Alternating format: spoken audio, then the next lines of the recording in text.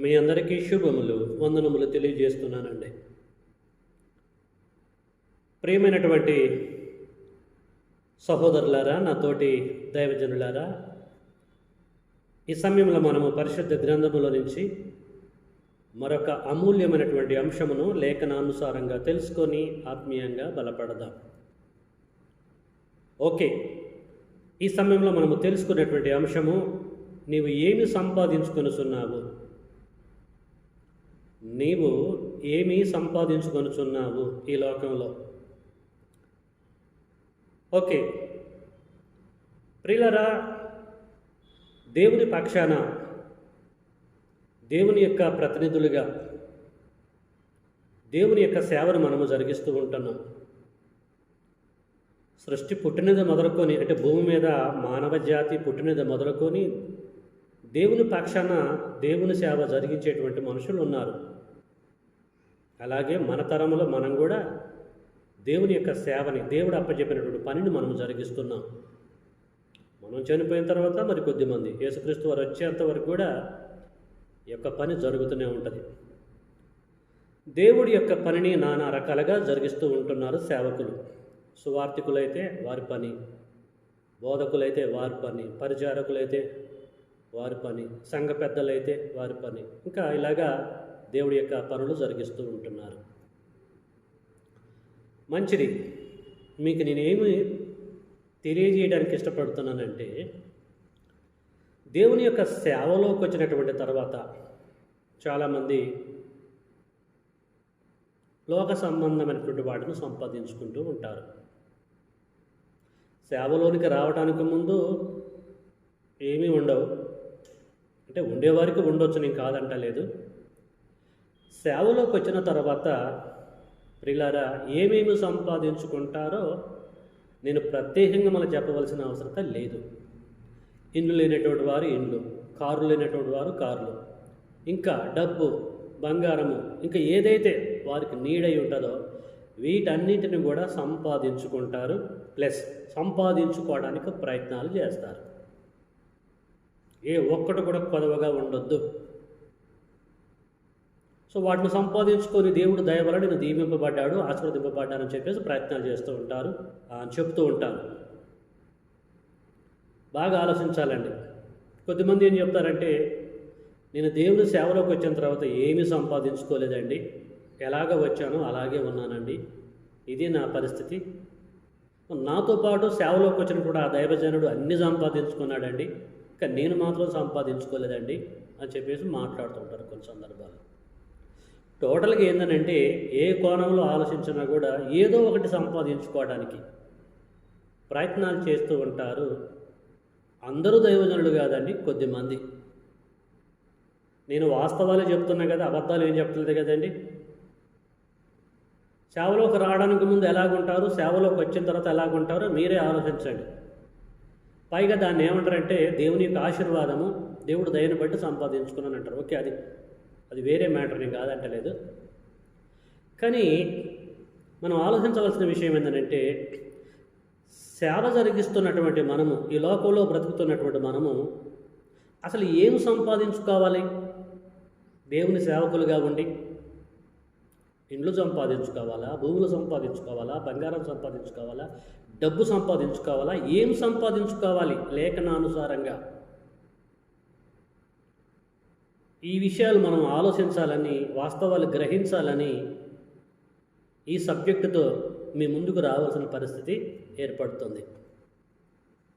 Okay, ఏమాత్రం కూడా మనం ఆలోచన చేయకుండా దేవుని సేవ జరిగిస్తున్నటువంటి మనము మన శేష జీవితంలో ఏం సంపాదించుకోవాలి?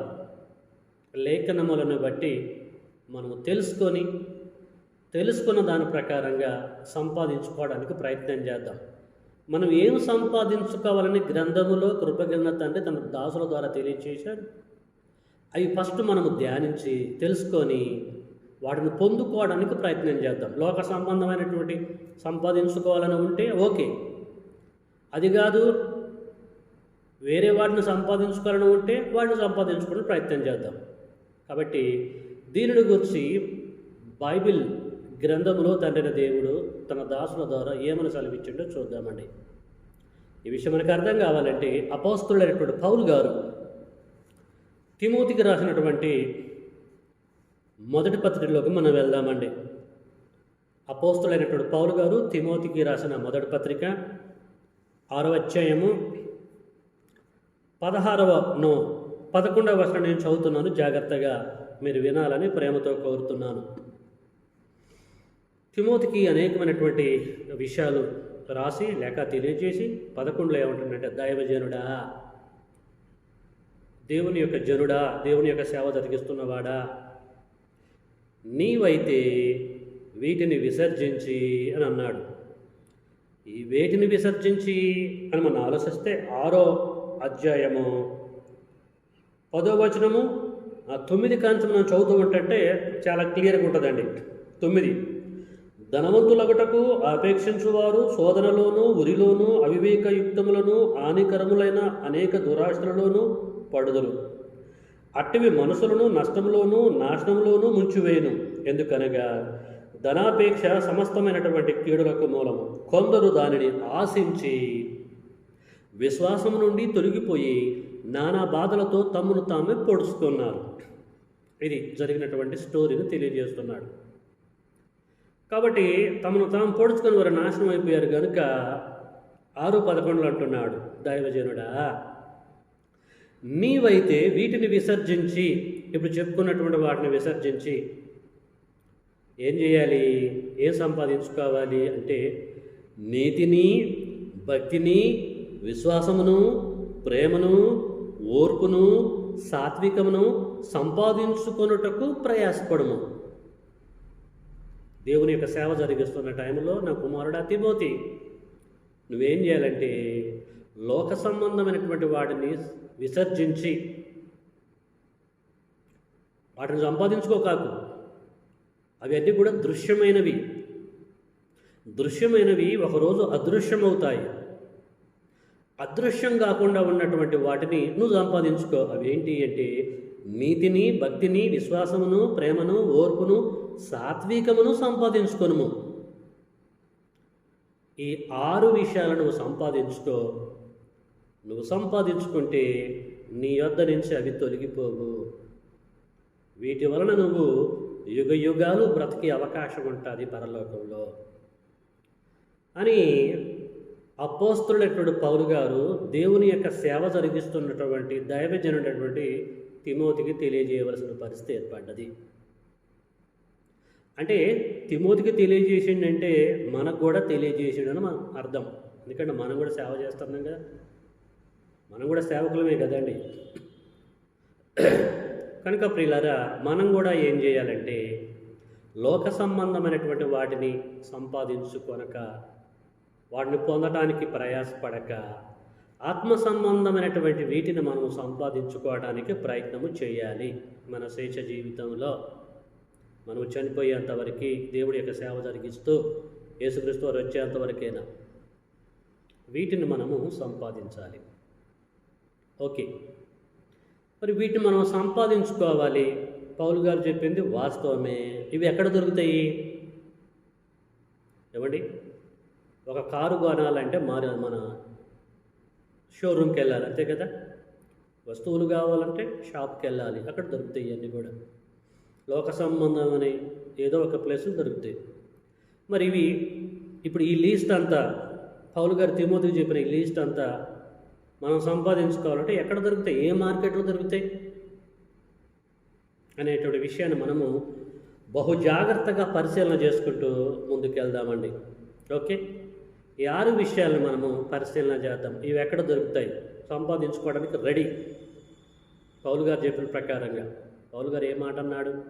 నేను క్రీస్తును పోలి నడుచుకున్న ప్రకారము మీరు నన్ను పోలి నడుచుకోండి అని చెప్పేసి సంఘములకు పత్రిక రాశాడుగా. కాబట్టి ఇప్పుడు పౌలు గారిని పోలి మనం నడుచుకోవాలంటే ప్రియులారా, వీటిని సంపాదించుకోవడానికి ప్రయత్నం మనము చేయాలి. ఈ ఎక్కడ దొరుకుతాయి అనేటి వన్ బై వన్ మనం పరిశీలన చేసుకుంటూ ముందుకెళ్దాం. ముందుగా నీతిని సంపాదించుకోమంటున్నాడు.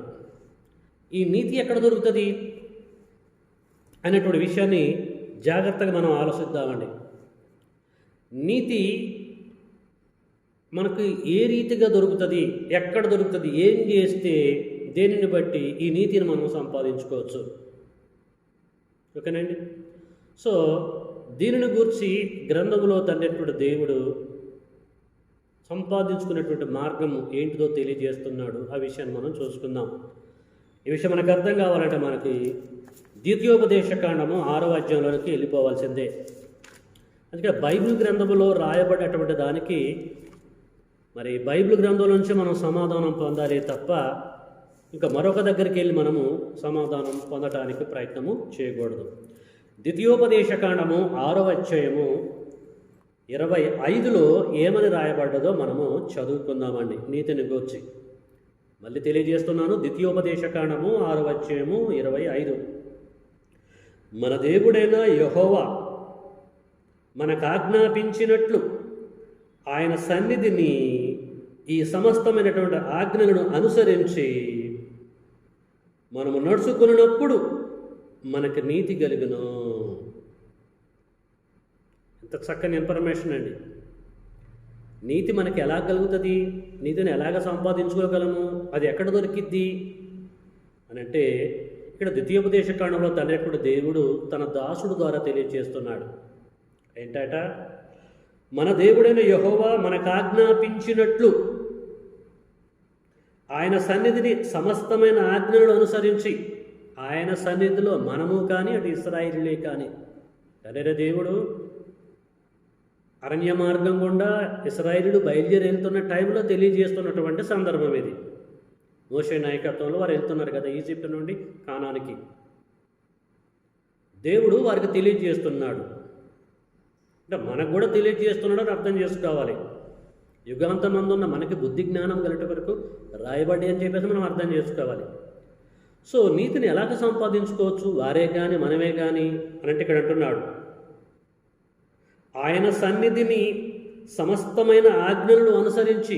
ఎప్పుడైతే ఆయన సన్నిధిలో ఆయన సమస్తమైనటువంటి ఆజ్ఞలని లేక ఆయన మాటల్ని మనం అనుసరించి నడుచుకుంటామో, సమస్తమైన ఆజ్ఞలు అనుసరించి మనము నడుచుకునేటప్పుడు మనకు నీతి కలుగుతుంది. ఓకేనండి.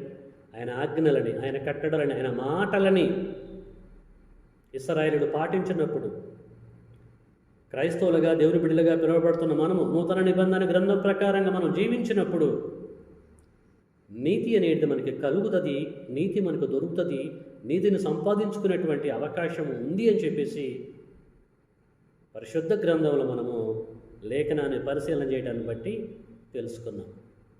కాబట్టి నీతిని మనం సంపాదించుకోవాలంటే యేసుక్రీస్తుల వారు చెప్పిన ప్రకారంగా ఈ లోకంలో మనం బ్రతకటమే.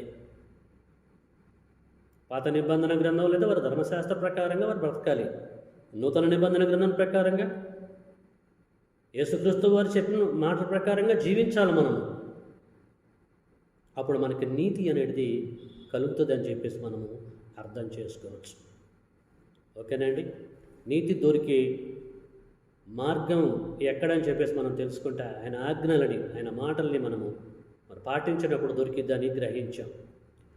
ఇకపోతే రెండవ విషయం ఆయన చెప్పిండు పౌలు గారు తిమోతికి, భక్తిని సంపాదించుకోమని చెప్పేసి అన్నాడు. భక్తిని సంపాదించుకో. నా కుమారుడా తిమోతి, నువ్వేం చేయాలంటే నీ జీవితంలో నువ్వు సేవ జరిగిస్తున్న టైంలో భక్తిని కూడా నువ్వు సంపాదించుకోవాలి అంటున్నాడు. భక్తిని ఎలాగ సంపాదించుకోవచ్చు అండి? ఎక్కడ దొరుకుతుంది భక్తి? భక్తి అనేది కంటికి కనిపించేది కాదండి. ఎలా దొరుకుతుంది అసలు? భక్తికి బైబిల్ ఇచ్చినటువంటి డెఫినేషన్ ఏంటి? ఎలా దొరుకుతుంది? ఎలా సంపాదించుకోగలం మనం? దేవుని పిల్లలుగా దేవుని యొక్క సేవ జరిగిస్తున్నటువంటి మనము ఈ భక్తిని ఎలాగ సంపాదించుకోగలమో, ఏం చేస్తే, ఎలాగ జీవిస్తే ఈ భక్తి అనేది మనం సంపాదించుకుంటాం అనేటువంటి విషయాన్ని కూడా ఈ సమయంలో మనము బైబిల్ ఓపెన్ చేసి మనము చూసుకుందాం. ఈ విషయం మనకు అర్థం కావాలంటే యాకోబు గారి దగ్గరకు మనం వెళ్ళవలసినదే. పిల్లరా, యాకోబు గారు తన పత్రిక రాస్తూ భక్తిని గూర్చి ఏం మాట్లాడాడు అనేటువంటి విషయాన్ని మనము ఆలోచిద్దామండి బహు జాగ్రత్తగా. యాకోబు గారు రాసినటువంటి పత్రిక 1వ అధ్యాయము 27వ వచనం చదువుతున్నాను, జాగ్రత్తగా మీరు వినాలని ప్రేమతో కోరుతున్నాను. భక్తిని సంపాదించుకొని మార్గం క్లూ ఇస్తున్నాడు చూడండి. తండ్రి అయినటువంటి దేవుని ఎదుట పవిత్రమును నిష్కలంకమునైన భక్తి ఏందంటే దిక్కులేని పిల్లలను ప్లస్ విధవరాండ్లను వారి ఇబ్బందులలో పరామర్శించుటయు, ఇహలోక మాలిన్యమును తన కంటకుండా తనను తాను కాపాడుకొనుటయే భక్తి. భక్తిని మనం ఎలాగ సంపాదించుకుంటాము, ఎలాగ మనకి వస్తుంది అని అంటే ఒక పని చేయాలి మీరు అని చెప్పేసి అంటున్నాడు యాకోబు గారు. యాకోబు గారు రాసిన పత్రిక, యాకోబు గారు ఎవరికి రాశాడు ఈ పత్రిక? 1వ అధ్యాయం 1వ వచనం, దేవుని యొక్కయు ప్రభువైన యేసుక్రీస్తు యొక్కయు దాసుడైన యాకోబు అన్యదేశముల యందు చెదిరియున్న 12 గోత్రముల వారికి శుభమని చెప్పి రాయనది. అంటే ఇశ్రాయిల్లో నుంచి కన్వర్ట్ అయ్యారు వీళ్ళు, ఆయా ప్రాంతాలలో చెదిరిపోయి జీవిస్తున్నటువంటి క్రైస్తవులు, వారికి పత్రిక రాస్తున్నారు. భక్తిని మీరు సంపాదించుకోవాలంటే మీరేం చేయాలంటే దిక్కులేని పిల్లలు 1, విధవరాన్లు 2, మీరేం చేయాలంటే వారి ఇబ్బందులలో, వారికి ఉన్నటువంటి కష్టాలలో మీరేం చేయాలో పాలి భాగస్తులు కావాలి. ప్లస్ పరామర్శించుటయు, ఇహలోకమాలినమును తన కంటకుండా తనను తాను కాపాడుకోవాలి. వారిని పరామర్శించాలి, వారిని ఆదుకోవాలి. ఈ లోక సంబంధమైనటువంటి మాలిన్యమును అంటకుండా కాపాడుకోవాలి. ఎవడైతే ఈ రీతిగా ప్రవర్తిస్తాడో ప్రియులారా వాడు భక్తిని సంపాదించుకున్నట్లే. మీకు అర్థమవుతుంది కదండి ఎంత చక్కగా క్లారిటీగా తండ్రైన దేవుడు గ్రంథములో తన దాసుల ద్వారా తెలియజేశాడో ఆలోచించండి. దిక్కులేని పిల్లల్ని, విధవరాళ్ళని ఆదుకోవాలి, ఆదరించాలి, వారి ఎడల దయ చూపించాలి, కృప చూపించాలి. అలాగే ఈ లోక సంబంధమైన మాలిన్యాన్ని మనం అంటుకోకుండా తామరాకు మీద నీటి బొట్టు వలె మనం ఉండాలన్నది మరి యాకోబు గారి యొక్క ఉద్దేశంగా మనకు కనబడుతుంది. అలాగే ఎవరైతే ఉంటారో వారి భక్తిని సంపాదించుకున్నట్లే. కాబట్టి నా కుమారుడా తిమోతి, నువ్వు భక్తిని సంపాదించుకోవడానికి ప్రయత్నం చేయనైనా అని చెప్పేసి సజెషన్ ఇస్తూ ఉంటున్నాడు అపోస్తలుడైనటువంటి పౌలు గారు. ఓకే, 2 కంప్లీట్ చేశాము. 3వ విషయాన్ని మనము మళ్ళీ పరిశీలన చేద్దాం. గ్రంథంలోనికి వెళ్ళి ఏమంటున్నాడండి? తిమోతికి రాసిన 1వ పత్రిక 6వ అధ్యాయం 11లో 3వది విశ్వాసమును సంపాదించుకో అని చెప్పేసి అంటున్నాడు. విశ్వాసమును సంపాదించుకో అంటున్నాడు. విశ్వాసాన్ని సంపాదించుకుందాం. మరి ఈ విశ్వాసం ఎక్కడ దొరుకుతుంది? ఇదేమైనా కంటికి కనపడేదా వస్తువా? ఇదేమైనా సంపాదించుకోవడానికి? విశ్వాసం అంటే అర్థం ఏంటిది? హెబ్రీ పత్రికలో ఉంది కదండి, విశ్వాసం అన్నది నిరీక్షింపబడిన వాటి యొక్క నిజ స్వరూపం అయిందని చెప్పేసి అంటాడు కదా. విశ్వాసానికి డెఫినేషన్ అది. నిరీక్షింపబడు వాటి యొక్క నిజస్వరూపం అండి విశ్వాసం అంటే. విశ్వాసానికి డెఫినేషన్ అది. కాబట్టి ఈ విశ్వాసాన్ని ఎలాగ సంపాదించుకోగలము? దేనిని బట్టి సంపాదించుకోగలము? ఏ పని చేసి సంపాదించుకోగలం మనము? అటు తిమోతే కానీ మనమే కానీ ఎవరైనా కానీ విశ్వాసాన్ని పొందాలంటే, సంపాదించుకోవాలంటే ఏం చేయాలి అంటే దీనికి మళ్ళీ బైబిల్నే మనం అడగాలి. బైబిల్లో రాయబడ్డ దానికి బైబిల్లో నుంచే మనం సమాధానం పొందాలి. దీనిని గురించి అదే పౌలు గారు ప్రియులారా రోమీలకు పత్రిక రాస్తూ, రోమా పట్టణంలో ఉన్నటువంటి సంఘమునకు పత్రిక రాస్తూ 10వ అధ్యాయము 17లో ఏమంటాడో చూడండి. విశ్వాసాన్ని ఎలాగ పొందవచ్చో అక్కడ ఒక వే చూయిస్తూ ఉంటున్నాడు. 10:17 కాగా వినుట వలన విశ్వాసం కలుగును. విశ్వాసాన్ని మనం ఎట్లా పొందొచ్చట? పొందడానికి ఎలాగ ఛాన్స్ ఉంటుందట అంటే వినుట వలన. మనం వింటే విశ్వాసాన్ని పొందొచ్చట, లేక సంపాదించుకోవచ్చట. అయితే ఏం వినాలి? ఏమండి, ఏం వినాలండి? ప్రియులారా, దానికి ఆన్సర్ అక్కడే ఉన్నదండి. వినుట క్రీస్తుని గూర్చినటువంటి మాట వలన కలుగును. క్రీస్తుని గూర్చిన మాట, క్రీస్తుని గూర్చిన సువార్త మనం వినాలి. క్రీస్తు ఎవరు? ఆయన ఈ లోకానికి ఎందుకు వచ్చాడు? ఎందుకు పుట్టవలసిన పరిస్థితి పడ్డదు? ఎంతకాలం జీవించాడు? ఆయన ఏం చేశాడు? ఎందుకు చనిపోయాడు? ఎందుకు సమాధి చేయబడ్డాడు? ఎందుకు తిరిగి లేచాడు? ఇవన్నీ కూడా క్రీస్తుకు సంబంధించినటువంటి మాటలండి. ప్రియులారా, విశ్వాసం మనకు కలగాలంటే, మనం పొందాలంటే క్రీస్తుని గూర్చిన ఇన్ఫర్మేషన్ అంతా కూడా మనం పొందాలి. మనం పొందినప్పుడు ఆటోమేటిక్గా ప్రియులారా విశ్వాసాన్ని సంపాదించుకున్నట్టే లెక్క. మీకు అర్థమవుతుంది కదండి? విశ్వాసమును మనం పొందేది ఎలాగా అనేటువంటి వర్షన్లో ఆలోచిస్తే, వినుట వలన విశ్వాసం పొందొచ్చు అని చెప్పేసి బైబిల్లో సమాధానం మనం పొందాం. కాబట్టి మనం విశ్వాసాన్ని సంపాదించుకోవాలంటే ప్రియులారా, క్రీస్తుని గూర్చిన బ్రీఫ్ ఇన్ఫర్మేషన్ ఏంటో మనం పొందాలి. అది ఎక్కడ ఉంది? 4 సువార్తలలో ఉంది. ఆయన పుడతాడని ఆయనకు సంబంధించిన ప్రవచనాలు పాత నిబంధన గ్రంథంలో ఉన్నవి. ఇవన్నీ కూడా మనం ధ్యానించాలి. అప్పుడు విశ్వాసాన్ని మనము పొందుకోవటానికి మెండైనటువంటి ఛాన్స్ ఉంది. దేవుని యొక్క సేవ జరిగిస్తున్నటువంటి సేవకులు ప్రియులారా ఇవి సంపాదించుకోవాలనండి. దేవుని సేవ జరిగిస్తూ ఇవి సంపాదించుకోవాలి. వీటిని పక్కకు పెట్టేసి లోక సంబంధమైనటువంటి వాడిని సంపాదించుకోవడానికి సకల విధాల ప్రయత్నాలు చేస్తున్నారు. కాబట్టి ప్రియులారా, దేవుడు అద్భుతమైన రీతిలో తెలియచేస్తుండు ఏం సంపాదించుకోవాలి, ఏం సంపాదించుకోకూడదు, సంపాదించుకోవటానికి మార్గం ఏంటిదని కూడా చూపిస్తూ ఉంటున్నాడు. ఇవన్నీ కూడా మీరు గ్రహించాలని ప్రేమపూర్వకంగా మీకు నేను తెలియజేస్తున్నాను.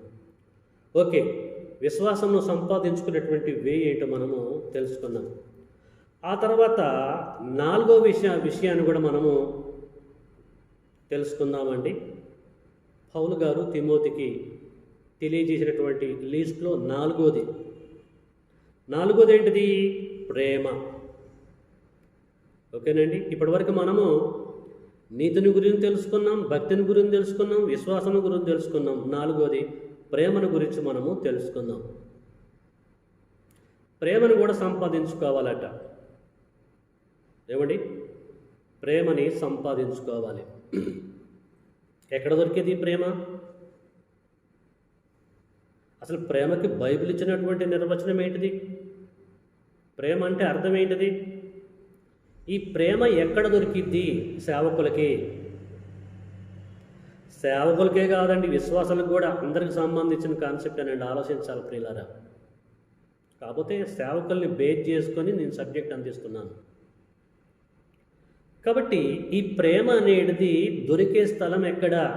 ఏం చేస్తే ఈ ప్రేమను మనం సంపాదించుకోవచ్చు, పొందొచ్చు అని ఆలోచిస్తే మళ్ళీ మనం బైబిల్లోనికి వెళ్ళాలండి. సో దీని గురించి మరి యోహాను గారు తన పత్రిక రాస్తూ ఆ పత్రికలో ఏం తెలియచేశాడు అన్నటువంటి విషయాన్ని మనము గ్రహిద్దాం. యోహాను గారు రాసిన మొదటి పత్రిక 5వ అధ్యాయము 3వ వచనం. యోహాను గారు రాసిన మొదటి పత్రిక 5వ అధ్యాయం 3వ వచనం. మనం ఆయన ఆజ్ఞలను గైకొనుటయే. మనము ఆయన ఆజ్ఞలని ఆయన అంటే తండ్రి అయిన దేవుని ఆజ్ఞలు గైకొనుటయే దేవుణ్ణి ప్రేమించుట. ఆయన ఆజ్ఞలు భారమైనవి కావు. ప్రియులారా, దేవుని పిల్లలుగా పిలువబడుతున్న మనము, దేవుని యొక్క సేవ జరిగిస్తున్నటువంటి మనము ఆయన ఆజ్ఞలు గైకొంటే అంటే పాటిస్తే, ఆయన చెప్పినట్టుగా చేస్తే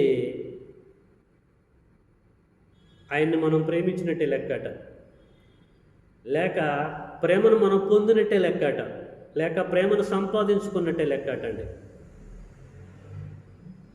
ప్రేమ మనకి దొరికేటువంటి మార్గం ఏంటంటే ఆయన ఆజ్ఞలను మనము పాటించినప్పుడు ఆటోమేటిక్గా ప్రేమను మనము సంపాదించుకున్నటువంటి వారు మనము అవుతాం. ఇదే విషయము కీర్తనల గ్రంథము 97లో కూడా రాయబడ్డదండి. ఒక్కసారి మనం కీర్తనల గ్రంథం 97కి వెళ్దామండి. అక్కడ మరొక రకంగా రాయబడ్డది. అయితే భావం ఒకటే. 97లో ఏమని రాయబడ్డదంటే 10వ వచనం చదువుతున్నా చూడండి. యెహోవాను ప్రేమించువారులారా, చెడుతనమును అసహించుకొనుడి, తన భక్తుల ప్రాణములను ఆయన కాపాడుచున్నాడు, భక్తి హీనుల చేతిలో నుండి ఆయన వారిని విడిపించును అని ఉందండి. ఇక్కడ ఏం చదువుకున్నామంటే యెహోవాను ప్రేమించువారులారా. యెహోవాని ఒక వ్యక్తి ఎలాగ ప్రేమిస్తాడంటే ఆయన ఆజ్ఞలని ఎప్పుడైతే గైకొంటాడో అప్పుడు యెహోవాను ప్రేమించినట్టు లెక్క. ఆజ్ఞలను గైకొన్నటువంటి వాడు ఆటోమేటిక్గా ప్రేమను సంపాదించుకున్నటువంటి వాడవుతాడు, ప్రేమను పొందినటువంటి వాడవుతాడు. ప్రేమను పొందటానికి వే ఇదే, ఇక మరొక వే లేదండి. కాబట్టి నా కుమారుడా తిమోతి, నువ్వేం చేయాలనంటే ప్రేమను సంపాదించుకోవడానికి నువ్వు ప్రయత్నం చేయని చెప్పేసి అన్నాడు. ప్రేమను ఎలాగ సంపాదించుకోవచ్చు? ఆయన ఆజ్ఞలు గైకొన్నప్పుడు, ఆయన ఆజ్ఞల ప్రకారంగా బ్రతికినప్పుడు, ఆయన చిత్తాన్ని నెరవేర్చినప్పుడు ఆ ప్రేమను మనము సంపాదించుకున్నట్టే లెక్క. ఓకేనండి. ఎన్ని కంప్లీట్ చేసాం ఇప్పటి వరకు? మనము 4 కంప్లీట్ చేసాం. ఇప్పుడు 5వ విషయాన్ని కూడా మనం జాగ్రత్తగా పరిశీలిద్దాం. ఏంటిది అది? ఓర్పు. ఓర్పును కూడా నువ్వు సంపాదించుకో అని చెప్పేసి అన్నాడు కదా. ఓర్పు అంటే ఓపిక, నెమ్మది, తగ్గింపు గుణం. సో ఈ ఓర్పుని ఎలాగ మనం సంపాదించుకుంటాం? మనము ఏమండి, 1,00,000 రూపాయలు ఉన్నాయి, ఒక 50,000 ఉన్నాయి, పట్టుకొని షాప్కి వెళ్ళి ఈ 1,00,000 రూపాయలు తీసుకొని 50,000 తీసుకొని ఓర్పును మాకు ఇవ్వండి అంటే ఎవరైనా ఇస్తారండి? ఓర్పు దొరికేటువంటి స్థలం ఎక్కడ? ఎలాగ పొందగలం మనం ఓర్పుని? ఓర్పు అంటే ఓపికండి. ఎలా సంపాదించుకోవటం మనం దీన్ని? అసలు దీన్ని ఎలాగ అర్థం చేసుకోవాలి? ఇలా ఈ సమయంలో లేఖనాన్ని మనం చదువుకొని అర్థం చేసుకున్నాం. లేఖనమును బట్టి అందులో ఉన్న భావాన్ని గ్రహిస్తే దాన్ని ఎలాగ సంపాదించుకోవచ్చో ఈజీగా మనకు అర్థమవుతుంది. ఈ విషయం మనకి అర్థం కావాలంటే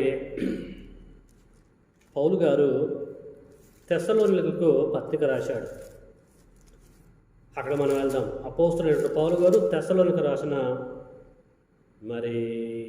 మొదటి పత్రిక 1వ అధ్యాయము 2లో ఇన్ఫర్మేషన్ ఉంది. ఆ తర్వాత యాకోబు గారు రాసినటువంటి పత్రిక, యాకోబు పత్రికలో కూడా ఈ ఇన్ఫర్మేషన్ ఉందండి. అయితే యాకోబు గారు రాసినటువంటి పత్రికలోనికే మనం జాగ్రత్త వెళ్దామండి. 5వ అధ్యాయం, యాకోబు గారు రాసిన పత్రిక 5వ అధ్యాయము 7వ వచనం నేను చదువుతున్నాను, జాగ్రత్తగా మీరు వినండి. యాకోబు గారు రాసిన పత్రిక 5వ అధ్యాయము 7వ వచనం. సహోదరులారా, ప్రభు రాకడ వరకు ఓపిక కలిగి యుండి. సహోదరులారా, ప్రభువు రాకడ వరకు, యేసుక్రీస్తు వారి యొక్క రాకడ, 2వ రాకడ కొరకు ఓపిక కలిగి ఉండుడి. చూడుడి, వ్యవసాయకుడు తొలకరి వర్షమును కడవరి వర్షమును సమకూడు వరకు విలువైన భూపలము నిమిత్తము ఓపికతో కాచుకొనుచు దాని కొరకు కనిపెట్టుచును కదా. కాబట్టి ప్రభువు రాక సమీపించినది కనుక మీరును ఓపిక కలిగి ఉండి మీ హృదయములను స్థిరపరచుకొనుడి అని అంటున్నాడు. ఇంత చక్కని ఎగ్జాంపుల్ అండి. ఎంత చక్కని అర్థమయ్యే రీతిగా తెలియజేస్తుండండి. అంటే భావన మనము ఆలోచించాలండి. బాగా ఆలోచించండి. వ్యవసాయకుడి గురించి మాట్లాడుతున్నాడు. వ్యవసాయకుడు తొలకరి వర్షము కడవరి వర్షము సమకూడు వరకు విలువైనటువంటి భూముల నిమిత్తము ఓపికతో కాచుకోను కదా భూఫలము. వ్యవసాయకుడు తొలకరి వర్షంకి కడవరి వర్షం కురిసేంత వరకు చాలా ఓపిక పడతాడు కదండి. భూమి నుండి ఫలం పొందాలంటే వర్షం ఉంటేనే కదండి దుక్కు దున్నేది, పొలం దున్నేది, ఆ తర్వాత విత్తనాలు నాటేది, ఆ తర్వాత మరి ఫలాన్ని పొందేది. చివరిలో ఆ పొలం నుండి ఫలాన్ని పొందాలంటే ఎంత ఓపిక పడతాడండి? ఆ ఫలము పొందేంత వరకు ఎంత కష్టపడతాడు అది ఆలోచించండి. ఫైనల్గా తాను ఆ ఫలాన్ని పొందాలంటే అప్పటి వరకు ఎంతో ఓపికతో నిరీక్షించాల్సిన పరిస్థితి ఏర్పడుతుంది. ఇదంతా కూడా అనుభవాన్ని బట్టి వస్తుందండి. అలాగే దేవుని యొక్క సేవకులు కూడా ఓర్పును పొందాలంటే ఇది అనుభవాన్ని బట్టేనండి. చాలా ఓపిక ఉండాలి, తొందరపడొద్దు. నువ్వు ఓపికతో ప్రశాంతంగా దేవుడు అప్పచెప్పినటువంటి పనిని జరిగిస్తే ప్రియులారా, ఆత్మ సంబంధంగా నువ్వు ఓర్పును సంపాదించుకున్నటువంటి వాడితో సమానము. ఓర్పును సంపాదించుకున్నటువంటి వే ఇదండి. మన పనిని మనము జాగ్రత్తగా జరిగించుకుంటూ వెళ్ళాలి. ఓపికతో ప్రశాంతంగా ఉరకొద్దు. అలాగ మనం జరిగించుకుంటూ పోతే ఓపికని సంపాదించుకున్నటువంటి వారు మనం అవుతాము. అంతేగాని తొందరపడొద్దు. ఓపిక అనేది చాలా ఇంపార్టెంట్ అండి. సంపాదించుకునేటువంటి వే ఇది. కాబట్టి నా కుమారుడా తిమోతి, ఓర్పును సంపాదించుకొనైనా నువ్వు ఓపికతో నువ్వు ఉండాలి. అప్పచెప్పినటువంటి పనులని నమ్మకంగా ఓపికతో జరిగించాలి అని చెప్పేసి మరి పౌలు గారు చెప్పవలసిన పరిస్థితి ఏర్పడ్డదండి. అదే మనం పౌలు గారు కూడా తెస్సలోనికి రాసిన మొదటి పత్రిక 1:2లో కూడా ఓర్పుని గురించి మాట్లాడుతూ ఉంటాడు. చాలా ఓర్పు ఏమిటి, ఓపికతో మీరు ఉండాలని చెప్పేసి మాట్లాడుతూ ఉంటాడు. మొదటి తెస్సలోనిక 1:2లో. ఇక చివరి విషయాన్ని మనం చూసుకొని ముగించుకోవడానికి ప్రయత్నం చేద్దామండి. చివరి విషయము ఏంటండి? అది 6వది. అంతే కదండి, 6 విషయాలే కదా పౌలు గారు తిమోతికి తెలియజేసింది. నీతి, భక్తి, విశ్వాసము, ప్రేమ, ఓర్పు, లాస్ట్ది సాత్వికం. సో చివరి దాన్ని మనం చూసుకొని ముగించుకుందాం. సాత్వికము. సాత్వికాన్ని సంపాదించుకునేది ఎలాగా? సాత్వికమును కూడా సంపాదించుకున్న కుమారుడు తిమోతి అంటాడు. సాత్వికం ఏడ దొరుకుతుంది? దేనిని బట్టి సాత్వికం వస్తుంది? ఏమండి, ఇవి మనం ఆలోచించాలి. దేనిని బట్టి సాత్వికమును మనం పొందుకోవడానికి ఛాన్స్ ఉంటుంది ఆలోచించాలి. ఇది కూడా ఎక్కడ దొరకదు కదా. మరి దేవుని సేవకులుగా పిలువబడుతున్నటువంటి మనము దాన్ని పొందాలంటే ఏం చేయాలి, ఎలాగుండాలి? సో దీనిని గురించి మళ్ళీ బైబిల్ ఓపెన్ చేసి స్టడీ చేద్దామండి, సాత్వికాన్ని గురించి. మత్తయి సువార్త 11వ అధ్యాయం వరకు మళ్ళీ మనం వెళ్దామండి. మత్తయి సువార్త 11వ అధ్యాయంలో ప్రియులారా ఏం రాయబడ్డదో సాత్వికాన్ని గురించి, ఎలాగ చెప్పబడ్డదో 11:29 నేను చదువుతున్నాను. జాగ్రత్తగా మీరు వినాలని, గ్రహించాలని ప్రేమపూర్వకంగా మీకు నేను తెలియజేస్తున్నాను. 28-29లో యేసుక్రీస్తు వారు అంటాడు, ప్రయాసపడి భారం మోసుకొనుచున్న సమస్త జనులారా నా యొద్దకు రండి, నేను మీకు విశ్రాంతిని కలగజేతును. ఎందుకు నేను కలగజేస్తానంటే నేను సాత్వికుడు, దీన మనసు గలవాడను గనుక మీ మీద నా కాడు ఎత్తుకొని నా యొద్ద నేర్చుకొనండి. నేను సాత్వికుడునగా, దీన మనసు గలవాడనగా.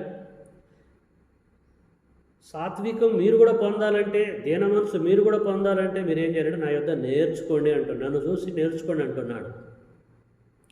యేసుని బట్టి మనము నేర్చుకుంటే సాత్వికం మనకు వచ్చేస్తుంది, దీన మనసు మనకు వచ్చేస్తుంది, అన్నీ వస్తాయండి. యేసు యొక్క అడుగు జాడలలో ప్రయాణించినప్పుడు ఈ సాత్వికం ఏందండి, ఏదైనా సరే మనం పొందొచ్చు. కానీ ఇక్కడ మన సబ్జెక్టులో సాత్వికాన్ని ఎలాగ పొందొచ్చు అంటే యేసుని బట్టి. అంతే కదండి. నేను సాత్వికుడను, దీన మనసు గలవాడను గనుక మీ మీద నా కాడు ఎత్తుకొని నా యొద్ద నేర్చుకునండి. నా యొద్ద నేర్చుకుంటే సాత్వికాన్ని మీరు ఈజీగా పొందొచ్చు. మోషే కూడా బైబిల్ గ్రంథంలో సాత్వికుడు, ఇల్లంతలో నమ్మకమైనటువంటి వాడు. బైబిల్ గ్రంథంలో సాత్వికులు చాలామంది ఉన్నారు. సో ఆ సాత్వికత్వాన్ని మనం కూడా పొందాలంటే, సేవకులుగా పిలువబడుతున్న మనం కూడా పొందాలంటే ప్రియుల నేర్చుకోవాలి. మోస్ట్ ఇంపార్టెంట్ థింగ్ నేర్చుకోవాలి. ఎక్కడ? క్రీస్తు యొద్ద మనం నేర్చుకున్నప్పుడు సాత్వికాన్ని మనము పొందొచ్చు. ఓకే, ఇప్పటివరకు మనము అపోస్తలుడైన పౌలు గారు తిమోతి గారికి తెలియజేసినటువంటి లీస్టు, దాని యొక్క పరిస్థితులు, వాటిని ఎలాగా సంపాదించుకోవచ్చో మనము తెలుసుకున్నాము. నీతిని ఎలాగ సంపాదించుకోవచ్చు, భక్తిని ఎలాగ సంపాదించుకోవచ్చు, విశ్వాసం ఎలాగ సంపాదించుకోవచ్చు, ప్రేమను ఎలాగ సంపాదించుకోవచ్చు, ఓర్పును ఎలాగ సంపాదించుకోవచ్చు, సాత్వికను ఎలాగ సంపాదించుకోవచ్చు నేర్చుకున్నాం. నేర్చుకున్నటువంటి మనము, తెలుసుకున్నటువంటి మనం ఏం చేయాలండి? తెలుసుకున్న దాని ప్రకారంగా బ్రతకాలి.